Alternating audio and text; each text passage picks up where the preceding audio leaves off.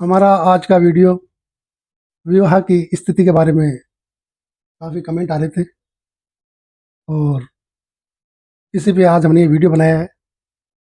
हर कोई जानना चाहता है कि हमारी वैवाहिक स्थिति कैसी रहेगी। आज इसी विषय पर फोकस करेंगे और ये जानने का प्रयास करेंगे कि वैवाहिक जीवन कैसा रहेगा। शास्त्रों के अनुसार मुख्यतः 3-4 पहलुओं पर ध्यान देना होता है और जो सबसे बड़ा और मुख्य पहलू है वो होती है आपकी मस्तिष्क रेखा। मस्तिष्क रेखा शुरू के अंदर जीवन रेखा के साथ अगर लग कर चलेगी इतनी दूर तक, तो ऐसी स्थिति में देखा गया है कि वैवाहिक जीवन काफ़ी अच्छा रहता है। अगर इतनी दूर तक नहीं लगे, हल्की सी लग कर चले, तो भी वैवाहिक स्थिति ठीक मानी गई है। लेकिन कई लोगों के हाथों में हम देखते हैं कि ये मस्तिष्क रेखा जीवन रेखा से काफ़ी दूर चलती है, दूर होकर निकलती है। अगर मस्तिष्क रेखा जीवन रेखा से दूर होकर निकले, तो इससे हमारे जीवन पर क्या-क्या प्रभाव पड़ते हैं। इससे एक तो व्यक्ति स्वतंत्र विचारक हो जाता है, वो किसी बंधन में बंधना नहीं चाहता, सामाजिक जीवन वो स्वीकार नहीं करता, सामाजिक परंपराओं से थोड़ा भिन्न होकर वो चलना चाहता है। अगर ये रेखा इससे भी थोड़ी ऊपर हो जाए और बृहस्पति पर्वत के या पास निकल जाए, तो ऐसा व्यक्ति तो और भी अधिक इन बातों को मानने लग जाता है, सामाजिक परंपराओं को बिल्कुल भी नहीं मानता। तो अक्सर देखा गया है कि ऐसे लोगों के वैवाहिक जीवन में काफ़ी दिक्कत आ सकती है। एक सीमा तक तो ये दूरी ठीक है, लेकिन जीवन रेखा से अधिक दूर होने से व्यक्ति जीवन और मस्तिष्क के बीच में सामंजस्य नहीं बिठा पाता और सामंजस्य नहीं बिठा पाने के कारण वैवाहिक जीवन में इस तरह की समस्याएं आती है और इस तरह से कुछ अलगाव की स्थितियां बन जाती है। स्त्री और पुरुषों के लिए अलग अलग बिंदुओं पर विचार करना पड़ता है।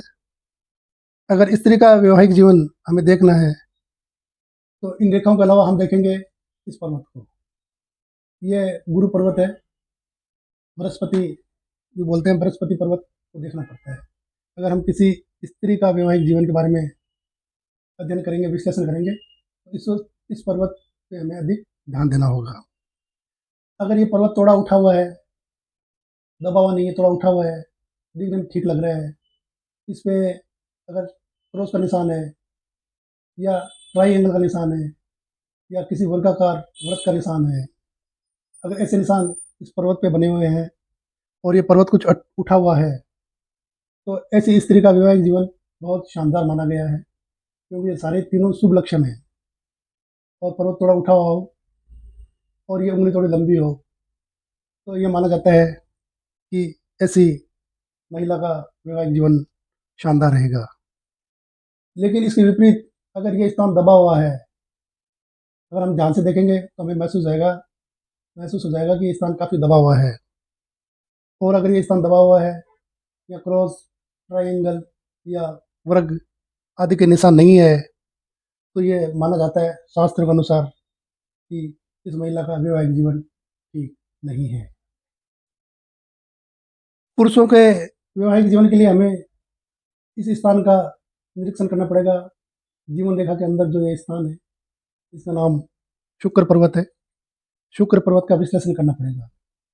ये शुक्र पर्वत, यहाँ का हिस्सा अगर अधिक उठा हुआ है, ये हिस्सा अधिक उठा हुआ है, तो ऐसा माना जाता है कि ऐसे आदमी में चंचलता, उत्तेजना और कामुकता अधिक रहती है।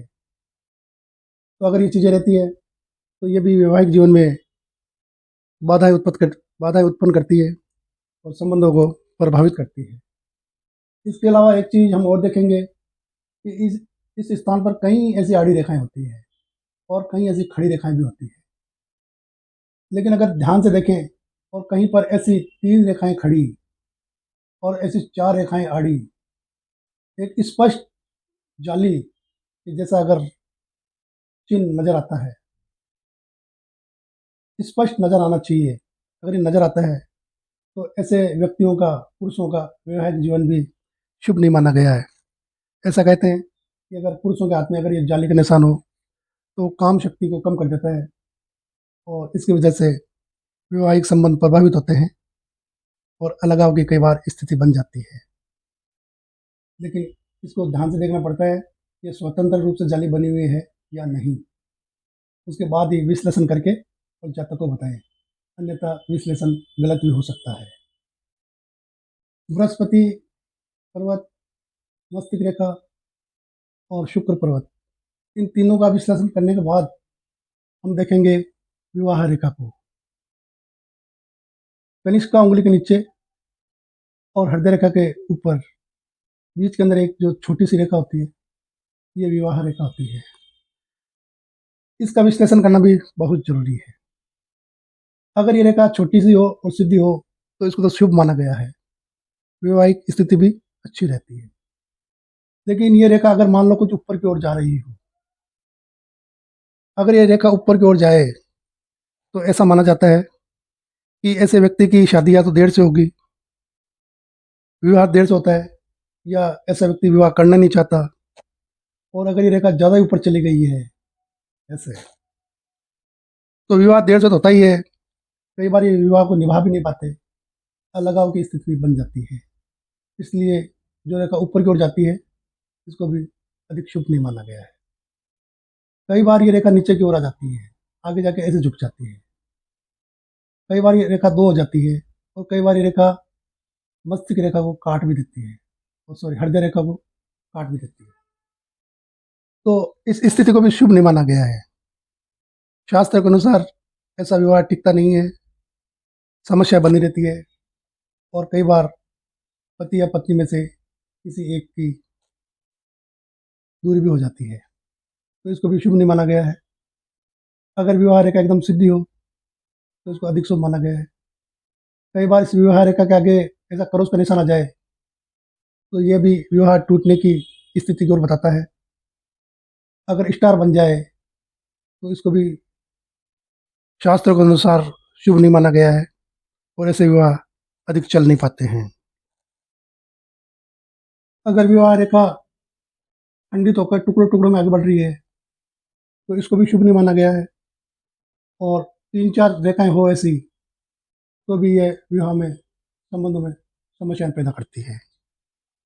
और हृदय रेखा के पीछे कुछ ऐसी लाइनें निकली हुई हो, जैसे पूंछ के आकार का गुच्छा सा बना हुआ हो, तो इनको भी शुभ नहीं माना गया है वैवाहिक स्थिति के लिए। तो आज हमने विश्लेषण किया, तो किसी की भी वैवाहिक स्थिति देखनी हो तो हमें मस्तिष्क रेखा, बृहस्पति पर्वत, शुक्र पर्वत और विवाह रेखा, इन सबको देखने के बाद ही विश्लेषण करना चाहिए, और उसके बाद ही जातक को बताना चाहिए कि आपकी वैवाहिक स्थिति कैसी रहेगी। अगर एक या दो पॉइंट को देखकर आपने विश्लेषण करके जातक को बता दिया तो ये गलत हो सकता है, तो कृपया ऐसी गलती नहीं करें। इन सभी का विश्लेषण करने के बाद ही हमें जातक को ये बताना है कि आपकी वैवाहिक स्थिति कैसी रहेगी। आप भी अगर इस तरह का विश्लेषण करवाना चाहते हैं तो हमारे व्हाट्सएप नंबर पर संपर्क कर सकते हैं।